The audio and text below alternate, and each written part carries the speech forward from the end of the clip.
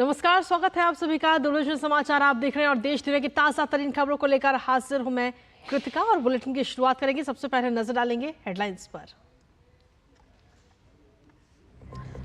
Italy की सफल यात्रा के बाद स्वदेश लौटे प्रधानमंत्री नरेंद्र मोदी। G7 समिट में भारत ने ग्लोबल साउथ देशों की प्राथमिकताओं और चिंताओं को विश्व पटल पर रखने को बताया अपना दायित्व। स्वदेश लौटने से पहले जो बाइडेन, ओलाफ शोल्स और फूमियो किशिदा से भी की मुलाकात।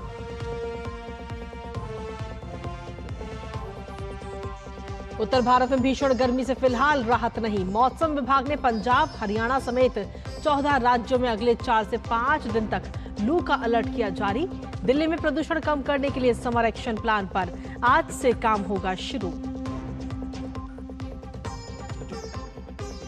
मुंबई में आज से शुरू होगा मुंबई अंतर्राष्ट्रीय फिल्म महोत्सव। सप्ताह भर चलने वाले महोत्सव के दौरान 59 देशों की 314 फिल्में की जाएंगी प्रदर्शित। उद्घाटन फिल्म का दिल्ली, कोलकाता, चेन्नई और पुणे में होगा प्रदर्शन। आईसीसी T20 विश्व कप के अंतिम लीग मैच में भारत का सामना कनाडा से फ्लोरिडा में आज। दक्षिण अफ्रीका ने रोमांचक मुकाबले में नेपाल को 1 रन से दी शिकस्त। वहीं युगांडा को न्यूजीलैंड ने 9 विकेट से हराया।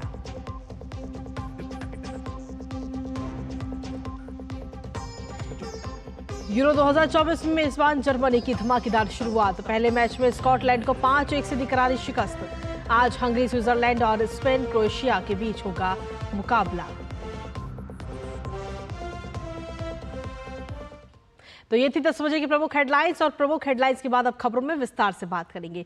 प्रधानमंत्री नरेंद्र मोदी G7 शिखर सम्मेलन में भाग लेने के लिए इटली की अपनी 1 दिवसीय यात्रा पूरी करने के बाद अब वापस नई दिल्ली लौट आए हैं और इस दौरान उन्होंने G7 शिखर सम्मेलन के आउटरीच सत्र में हिस्सा लेने के साथ ही कई देशों के राष्ट्राध्यक्षों के साथ द्विपक्षीय मुलाकात की। तीसरी बार प्रधानमंत्री बनने के बाद पीएम मोदी की यह पहली विदेश यात्रा थी। पीएम मोदी को देश की तीसरी बार बागडोर संभालने पर सभी राष्ट्राध्यक्षों ने उन्हें बधाई दी।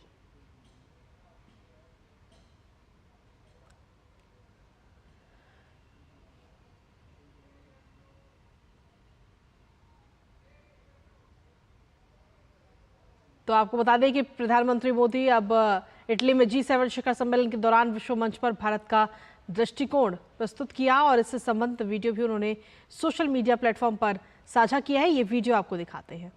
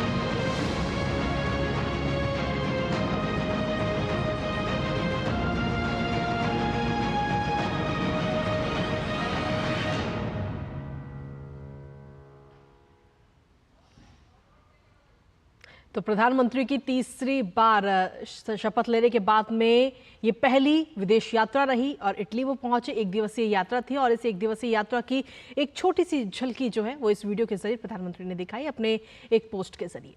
इसी के साथ खबरों में आगे बढ़ेंगे, जहां उत्तर भारत में गर्मी और लू का कहर लगातार जारी है।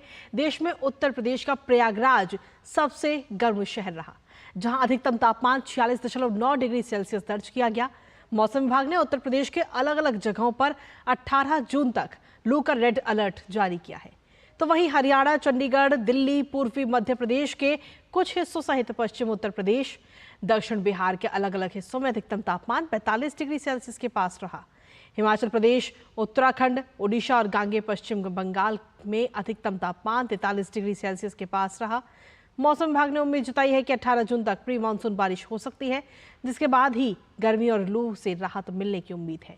इन राज्यों में बढ़ते हुए तापमान के साथ साथ तेज गर्म हवाओं ने भी लोगों की परेशानियां बढ़ा रखी हैं। ऐसे में लोगों को सलाह दी जाती है कि वो अनावश्यक घरों में से बाहर ना निकले और पर्याप्त मात्रा में पेय पदार्थ का सेवन करते रहें।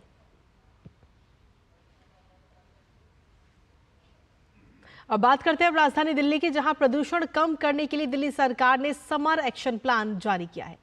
दरअसल आज से शुरू होने वाले इस एक्शन प्लान में 12 बिंदुओं पर ध्यान केंद्रित किया जाएगा। इनकी मदद से प्रदूषण को कम करने का प्रयास किया जाएगा।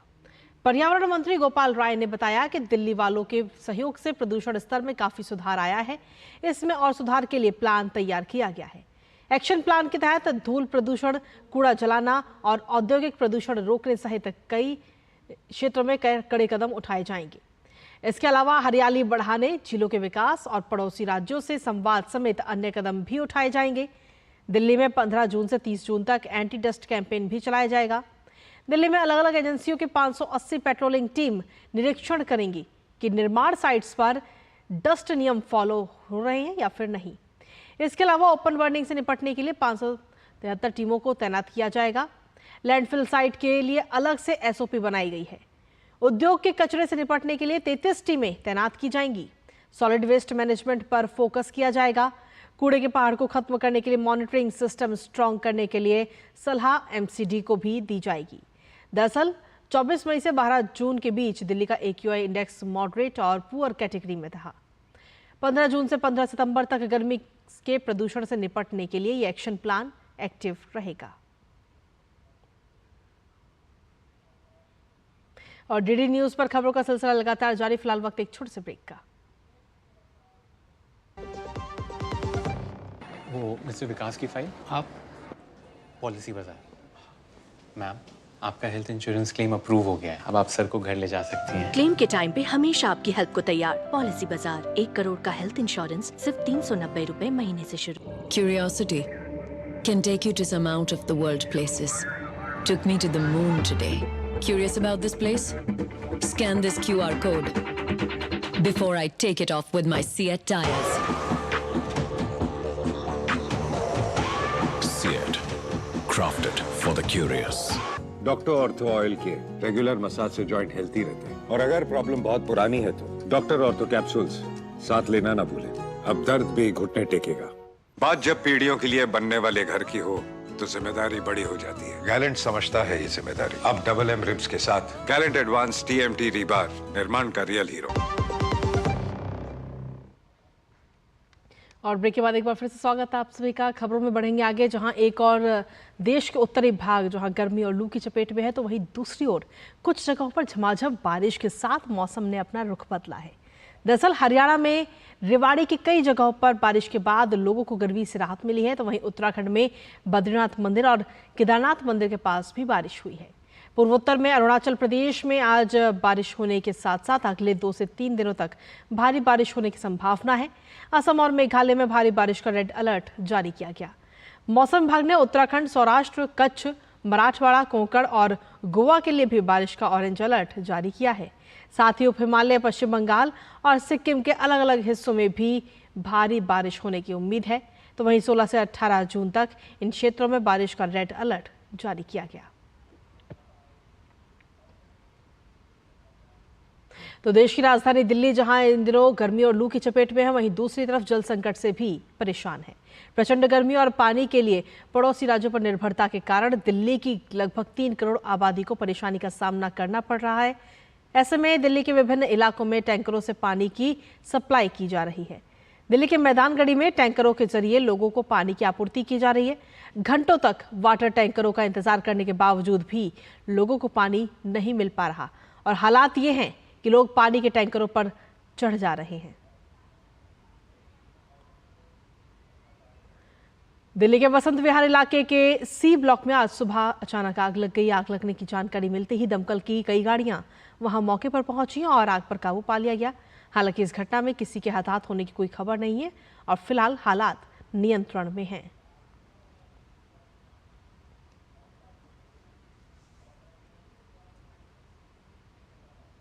वहीं लखनऊ में कुकरेल नदी के उद्गम स्थल से लेकर अंत तक पुनर्जीवित करने के लिए अकबर नगर इलाके में 5वें दिन भी अवैध निर्माण को गिराने का क्रम जारी है। कुकरेल नदी को पुनर्जीवित करने के लिए विस्तृत डीपीआर तैयार कर दिया गया है। 22 तालाबों को रिचार्ज करने के लिए कुकरेल नदी पर बने अवैध निर्माण को हटाने का क्रम जारी है। अकबर नगर में एक दिन में 165 अवैध निर्माणों को गिराया गया है।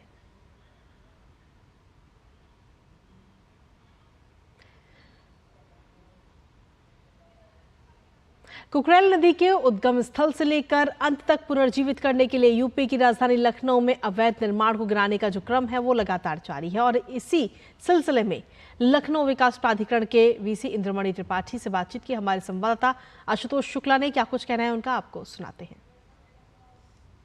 कुकरेल नदी को पुनर्जीवित करने के लिए एलडीए और प्रशासन जो है लगातार काम कर रहा है और जिस तरीके से कुकरेल नदी पर अवैध निर्माण किया गया था उस अवैध निर्माण के घरों को गिराने के लिए हमारे साथ एलडीए के वीसी हैं इंद्रमणि त्रिपाठी जी। मैं उनसे जानना चाहूँगा क्या कार्रवाई है और किस तरह से कुकरेल को पुनर्जीवित करने की योजना है। ये कुकरेल अभी तो इन्फोर्समेंट ड्राइव चलाई जा रही है। कुकरेल सेकंड से सारे मकान हटाए जा चुके हैं। कुकरेल फर्स्ट में हम लोग आज और कल में मैक्सिमम कार्रवाई कर लेंगे। उसके बाद इसका मलबा नगर निगम हटाएगा और रिजनरेट करने के लिए ड्रेजिंग और अन्य कार्रवाई की जाएगी। वृक्षारोपण का काम, ड्रेजिंग का काम, ये सब सारे काम प्रोजेक्ट बना हुआ उसके बाद शुरू किया जाएगा। जो डीपीआर बना है, जो जैसा मेरी जानकारी में आया है, उसमें इसके उद्गम स्थल से लेकर के और आखिरी तक क्या डीपीआर है, थोड़ा उसके बारे में बताएंगे। अस्थि गांव से चूंकि ये निकलती है तो वहां तक हम लोगों ने विजिट किया था और अस्थि गांव के जो इर्द गिर्द के 20 तालाब हैं उनको हम लोग फिर से उनका कैचमेंट बढ़ा रहे हैं और रिचार्ज जिससे होगा। और सौतल झील जो है वो एलडीए उस पर भी कार्रवाई करेगा कि जिससे वहाँ रिचार्ज हो, कैचमेंट का पानी आए। करीब 72 हेक्टेयर की झील है, वहाँ से लेते हुए जरहरा रेहुआ नाला उसे वहाँ सफाई करानी है और फिर गोमती के मिलन स्थल तक उसे ड्रेजिंग की जाएगी। तो निश्चित रूप से अगर आप देखें तो हमारे पीछे ये बहुत बड़ी एक कॉलोनी जो है बरसों बरस से जो है, चाहे राजनीतिक संरक्षण कहें या फिर किसी प्रकार से भी एक अवैध तरीके से कुकरेल नदी को कुकरेल नाले में बदला और उसके बाद वो एक गंदे नाले में तब्दील हो गई। और जिस तरह से प्रशासन जो है पिछले काफी दिनों से एक लंबी लड़ाई चली यहाँ पर, यहाँ के लोगों ने सुप्रीम कोर्ट तक जो है तमाम जो है लड़ाइयाँ लड़ी, लेकिन बावजूद उसके ये एक अवैध निर्माण था, इंक्रोचमेंट था और इस इंक्रोचमेंट का आखिरी स्वरूप यही है जो सामने आपके दिखाई दे रहा है कि इसको जो है हटा करके पर्यावरण और कुकरेल नदी के पुनर्जीवन के लिए निश्चित रूप से कारगर रहेगा। विशाल के साथ आशुतोष शुक्ला, डीडी न्यूज लखनऊ। और इसी पर ताज़ा अपडेट लेने के लिए सीधा रुख करते हैं इस वक्त वहां का, जहां हमारे सहयोगी अकबर नगर से आशुतोष शुक्ला इस वक्त जुड़ रहे हैं। आशुतोष, अगर देखा जाए तो लगातार ये काम किया जा रहा है और बीते कल एक दिन की अगर हम बात करें तो 165 अवैध निर्माणों को गिराया गया। आपसे जानना चाहेंगे कि वहां पर जो लोग रहते थे उनका किस तरीके से पुनर्स्थापन कराया गया है। देखिए कृतिका, ये बहुत लंबी लड़ाई थी, कई वर्षों तक चली। सुप्रीम कोर्ट से लेकर के हाई कोर्ट तक जो है लोग गए यहाँ के निवासी, और मैं आपको उन दृश्यों को भी जो यहाँ पर चल रहा है अभी उनको भी दिखाता चल रहा हूँ। यहाँ पर सुप्रीम कोर्ट ने व्यवस्था दी थी, न्यायालय ने आदेश दिया था कि ये अवैध रूप से सिंचाई विभाग की जमीन है, कुकरेल नदी की जमीन है, इनका अवैध जो है जो घर बनाया है इसको हटाया जाए और इसके साथ ही इनको यहाँ पर जो निवासी रह रहे हैं उन्हें जो है प्रधानमंत्री आवास योजना के अंतर्गत जो है यहाँ पर एक बसंत कुंज इलाका है, वहाँ पर आवास दिए जा रहे हैं। यही कारण है कि एलडीए ने यहाँ पर अपना कैंप लगा रखा है और उस कैंप के माध्यम से लोगों को आवास भी आवंटित किया जा रहा है और उसके साथ ही ध्वस्तीकरण की बड़ी कार्रवाई यहाँ पर आप हमारे पीछे लगातार देख सकती हैं। आज 5वां दिन है, लगातार ये ध्वस्तीकरण की कार्रवाई चल रही है और निश्चित रूप से कुकरैल नदी के नाम से ही जैसा स्पष्ट है, मान्यता यह भी थी कि पहले जो है कुत्ता काटने पर उस नदी में स्नान करने से रेबीज नहीं होता था, लेकिन जिस तरीके से यह कुकरैल नदी अपने आप कुकरैल नाला हो गई और नाले के बाद जो है ये पूरी गंदा नाला हो गई और इसका उद्गम स्थल भी कहीं दूर नहीं है, लखनऊ के पास ही है, बक्सी के तालाब के पास। तो जो उसके जो रिचार्ज के स्रोत थे, जो तालाब थे जहाँ से पानी आता था, वो सब भी अतिक्रमण का शिकार हैं। तो कहीं न कहीं इस प्राकृतिक व्यवस्था को फिर से पुनर्स्थापित करने के लिए सरकार जो है लगातार कदम उठा रही है और ख़ास तौर पर जो अवैध निर्माण थे, लगभग 1200 से अधिक जो है यहाँ पर अवैध घर बने हुए थे और तमाम सारे व्यावसायिक प्रतिष्ठान भी बने हुए थे, उनको गिराने का काम चल रहा है और जो यहाँ के निवासी थे उन्हें प्रधानमंत्री आवास योजना के तहत उन्हें पुनर्वासित करने का भी काम चल रहा है। जी कृतिका। आशुतोष, जिस तरीके से उद्गम स्थल से लेकर के और जो पूरा रास्ता है अंत तक पुनर्जीवित करने की एक तैयारी इस वक्त चल रही है, उस तैयारी के तहत क्या कुछ अहम कदम उठाए जा रहे हैं फिलहाल? मैंने आपको बताया कि अभी हमारी एलडीए के वीसी से बात हुई, एक विस्तृत डीपीआर तैयार किया गया है कि आखिर इस पूरी पट्टी को और इस नदी को किस तरीके से जो है पुनर्जीवित किया जाए। उसमें खास बात यह है कि जो तालाबों और झीलों से जहां से पानी निकल करके इस नदी में आता था उसको रिचार्ज किया जाए, उसको भी पुनर्जीवित किया जाए, जिससे कि इसमें प्राकृतिक पानी आ सके और उस दोनों किनारे जो लखनऊ के बिल्कुल भीतरी भाग में ये नदी बहती है, उन दोनों किनारों पर जो है पेड़ लगाए जाए और उसके साथ ही इसको संरक्षित किया जाए और जो गंदे नाले इसमें गिरते हैं उन नालों को जो भी बंद किया जाए। इस तरह से एक विस्तृत डीपीआर तैयार करके सरकार की योजना है कि आने वाले दिनों में इस कुकरैल नदी को फिर से कुकरैल नदी का रूप वापस किया जाए। चलिए, फिलहाल बहुत बहुत शुक्रिया आशुतोष, तमाम जानकारी और अपडेट्स हमारे साथ साझा करने के लिए। लगातार आप इस खबर पर अपनी अपडेट्स जो है वो हमारे तक पहुंचाते रहिएगा और खबरों का सिलसिला भी टीडी न्यूज़ पर यूं ही लगातार जारी। फिलहाल वक्त एक और छोटे से ब्रेक का, आप बने रहिए हमारे साथ, जल्द हाजिर होते हैं।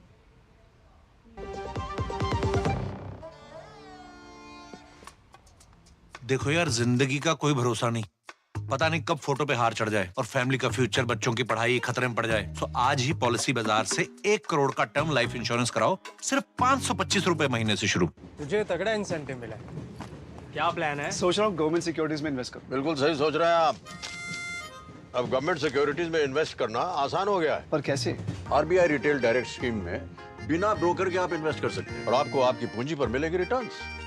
आरबीआई पोर्टल पर जाइए, मुफ्त में अकाउंट खोलिए और अपने बैंक खाते से सीधे पैसे इन्वेस्ट कीजिए। सुरक्षित, आसान। रिटायरमेंट के बाद मैं भी यही इन्वेस्ट करूँ। बहुत सही कह रहे हैं आप। आरबीआई कहता है जानकार बनिए, सतर्क रहिए। तेरी होने वाली मदर इन लॉ कुछ ज्यादा ही ट्रेडिशनल है। ट्रेडिशनल लोग ज्यादा इमोशनल होते हैं। तो भाई साहब, अब कोई किसी की लाइफ में आग नहीं लगा पाएगा। समर कूल, जो हर दिल करे कबूल।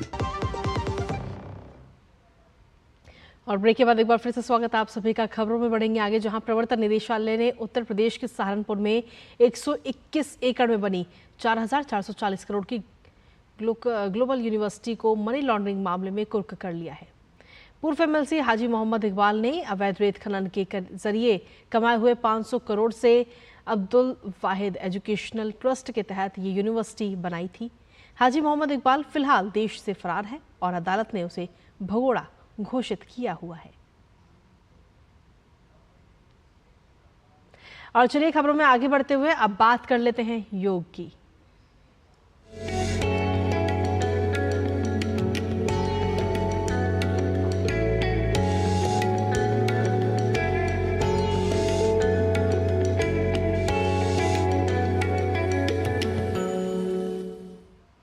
तो प्रधानमंत्री नरेंद्र मोदी ने अपने सोशल मीडिया प्लेटफॉर्म एक्स पर अर्धचक्रासन योगासन का एक वीडियो आज साझा किया है।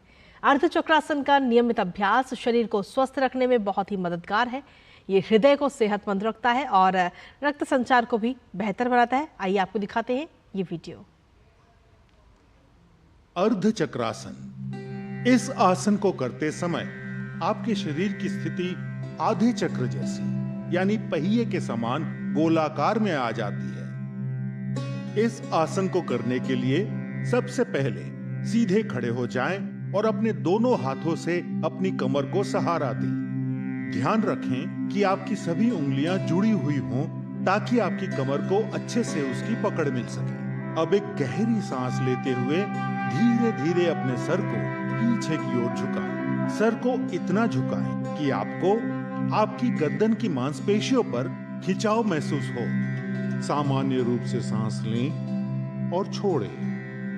इस स्थिति में 10 से 30 सेकंड तक विश्राम करें। अर्धचक्रासन आपकी रीढ़ को लचीला बनाता है, मेरु तंत्रिकाओं यानी स्पाइनल नर्व्स को मजबूती प्रदान करता है। ये आसन सांस लेने की क्षमता को बेहतर बनाता है और सर्वाइकल स्पॉन्डिलाइटिस यानी गर्दन के दर्द में भी आराम देता है। पर याद रहे, इस आसन को करते समय उच्च रक्तचाप यानी हाइपरटेंशन या हाई बीपी के रोगियों को सावधानी से झुकना चाहिए। यदि आपको चक्कर आते हों तो कृपया ये आसन ना करें। 10 से 30 सेकंड तक इस स्थिति में रहने के बाद अब एक गहरी सांस भीतर लें और धीरे धीरे अपनी कमर को सहारा देते हुए अपनी रीढ़ की हड्डी को वापस सीधा करें। उसके बाद सर को सामान्य स्थिति में वापस लाते हुए धीरे धीरे सांस छोड़ें और विश्राम करें। इस आसन को नियमित रूप से करने पर आप पीठ और गर्दन दर्द जैसी परेशानियों से हमेशा के लिए छुटकारा पा सकते हैं। और चलिए खबरों में आगे बढ़ेंगे, जहां आईसीसी T20 विश्व कप में दक्षिण अफ्रीका ने किंगस्टन में खेले गए रोमांचक मुकाबले में नेपाल को 1 रन से हरा दिया। मैच में दक्षिण अफ्रीका ने पहले बल्लेबाजी करते हुए निर्धारित 20 ओवर में 7 विकेट पर 115 रन बनाए। जवाब में नेपाल की टीम 20 ओवर में 7 विकेट पर 114 रन ही बना सकी। आखिरी ओवर में जीत के लिए नेपाल को 8 रनों की जरूरत थी। ओटनेल वाटमैन आखिरी ओवर लेकर आए। गुलशन झा ने 5 गेंदों पर 6 रन जोड़े। आखिरी गेंद पर नेपाल को जीत के लिए 2 रन चाहिए थे, लेकिन गुलशन इस गेंद पर रन आउट हो गए और नेपाल को 1 रन से हार का सामना करना पड़ा। दक्षिण अफ्रीका के लिए तबरेज शमसी ने 4, एडन मार्करम और एंड्रिक नार्डजे ने 1-1 विकेट लिए। और वहीं आईसीसी T20 विश्व कप में त्रिनिदाद में खेले गए एक अन्य मुकाबले में न्यूजीलैंड ने युगांडा को 9 विकेट से करारी शिकस्त दी। इस मैच में न्यूजीलैंड ने टॉस जीतकर पहले गेंदबाजी करने का फैसला किया। युगांडा की टीम 18.4 ओवरों में केवल 40 रनों पर ही सिमट गई। जवाब में न्यूजीलैंड ने फिन एलन का विकेट खोकर 5.2 ओवर में 41 रन बनाकर मैच जीत लिया। डेवन कानवे 22 और रचिन रविंद्र 1 रन बनाकर नाबाद रहे। वहीं यूरो 2024 में मेजबान जर्मनी ने 10 खिलाड़ियों वाले स्कॉटलैंड को 5-1 से हराते हुए प्रतियोगिता में शानदार आगाज किया है। फ्लोरियन विट्स ने मैच के 10वें मिनट में टीम के लिए पहला गोल किया। इसके 9 मिनट बाद ही जमाल मूसियाला ने 1 और गोल कर जर्मनी की बढ़त को 2 गुना कर दिया।